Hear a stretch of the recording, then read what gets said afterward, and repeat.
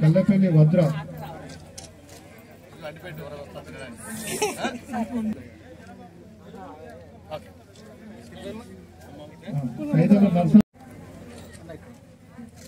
సైదల రమ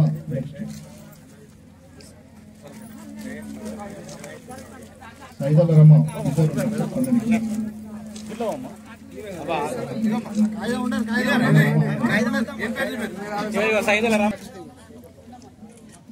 బొమ్మెల బుచ్చవ్వ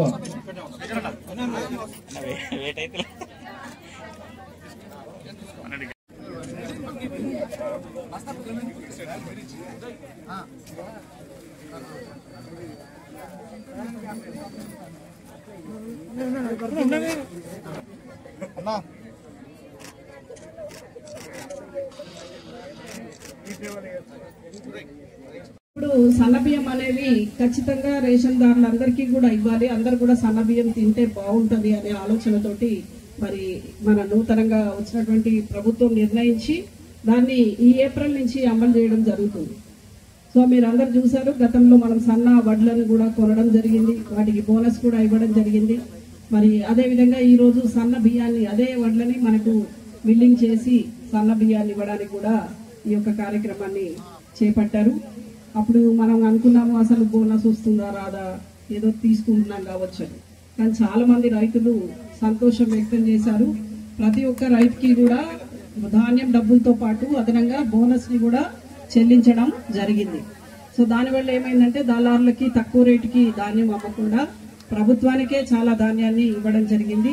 అదే ధాన్యాన్ని మళ్ళీ మనం ఈ రోజు బియ్యం ద్వారా తీసుకుంటున్నాం. సో ఈ యొక్క కార్యక్రమానికి మరి మీరందరూ కూడా ఎందుకు దీన్ని సక్సెస్ చేయాలి అంటే, గతంలో మనం దొడ్డు బియ్యం తినడం ఇష్టం లేని వాళ్ళు కేవలం సంతకాలు పెట్టేసి ఆ బియ్యాన్ని బయట అమ్మేసేవాళ్ళు. కానీ ఇప్పుడైతే సన్న బియ్యం ఇస్తున్నారు కాబట్టి ఈ సన్న బియ్యాన్ని మనం అందరం వినియోగించుకోవాలి. మీకు తెలియకుండా మీరు కొన్ని పొరపాట్లు చేయడం జరిగింది.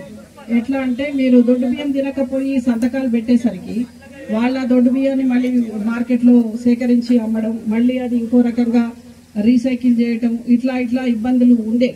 అది గమనించి ప్రభుత్వం అందరికీ కూడా సన్న బియ్యం తినాల్సిన అవసరం ఉంది. ఎందుకంటే ప్రజాస్వామ్యంలో దొడ్డు బియ్యం ఇంకా ఎప్పటిదాకా తినుకుంటుంటారు వీళ్ళు, కాబట్టి వీళ్ళకు కూడా సన్న బియ్యం ఇవ్వాలనే ఆలోచన ఒకటి. రెండవది, ఆ సన్న బియ్యాన్ని వాళ్ళు తింటారు, వినియోగించకుండా వీళ్ళకి ఇచ్చేయరు. కాబట్టి వాళ్ళకు వచ్చిన బియ్యాన్ని వాళ్ళే తింటారు, కుటుంబంలో అందరికీ కూడా సంతోషంగా వాటిని వినియోగించుకుంటారనే ఉద్దేశంలో ఈ యొక్క కార్యక్రమాన్ని చేపట్టడం జరిగింది. కాబట్టి మీరందరూ కూడా వీటిని సక్రమంగా వినియోగించుకోవాలి. అదేవిధంగా మీరు ఇంకొకటి గమనించాల్సింది, ఇప్పుడు త్వరలో మనం ధాన్యం కూడా కొనుగోలు చేస్తాము. మీరు ఎప్పుడైనా కూడా ధాన్యాన్ని కొయ్యంగానే ఒకటి ధాన్యము పూర్తి స్థాయిలో తయారైన తర్వాతనే కొయ్యాలి. అవి ఎవరైనా హార్వెస్టర్ వస్తే మళ్ళీ మనకి పంట దగ్గరికి వస్తాడో లేదో అని ముందే అది పూర్తిగా ధాన్యం కాకముందు కొయ్యనియొద్దు. కాబట్టి మళ్ళీ వస్తారు, వాళ్ళు ఎక్కడికి పోతారు, మన పంటనే కదా కొయ్యాలి. కాబట్టి మీరు పంట కోసే ముందు ధాన్యం పూర్తిగా తయారు కొయ్యంగానే తీసుకొచ్చి, కొన్నిసార్లు మనము కేంద్రంలో కుప్పబోసి దాన్ని కప్పేసి వెళ్ళిపోతే ఆ లోపల ధాన్యం నల్లబడుతుంది. మళ్ళీ అవే బియ్యం మళ్ళీ మనకు వచ్చినప్పుడు మనమే అంటాం ఏంది ఇట్లున్నాయి బియ్యం, మనమే తెలియకుండా. కాబట్టి దయచేసి రైతులందరూ కూడా ఇప్పుడు కోసే బియ్యాన్ని మీరు ఫస్ట్ కళ్ళంలో ఎండబెట్టుకుని అవి డ్రై అయిన తర్వాత మార్కెట్కి తీసుకురావాలి, మీ కొనుగోలు కేంద్రంలో అమ్మాలి. సో కొనుగోలు కేంద్రంలో అన్ని వసతులు ఉంటాయి. కాబట్టి మీరు తెచ్చి కుప్పపోసి మూసేయవద్దు, దయచేసి వాటిని ఆరబెట్టాలి. ఎండిన తర్వాత మాయిశ్చర్ వచ్చాక మేము తీసుకుంటాం.